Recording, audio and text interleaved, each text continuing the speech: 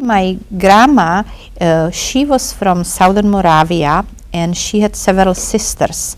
And one of the sisters became a maid for wealthy people who lived in Prague. And they were usually women who came to the villages to recruit young unmarried women to come to Prague to work for the wealthy people. And typically the young women would work for them for a few years, and then they would get married, and then they would find another woman to work for them.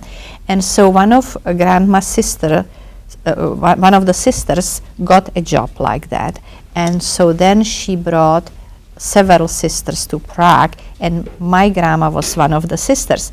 And typically the girls would be either taking care of the children, or they would work in the kitchen, or they would clean the house.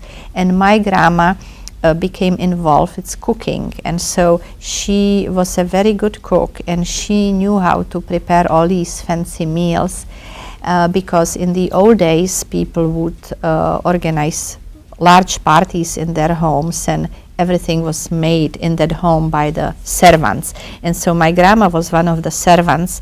And my grandfather, he came from the farming family. He was the musician, and he did the amateur music, but he actually worked for the post office in the old day, and so he had a full-time job. And the way I understand it is that my grandma and my grandfather have been introduced to each other by someone. So it was like a pre-arranged marriage, or a blind date.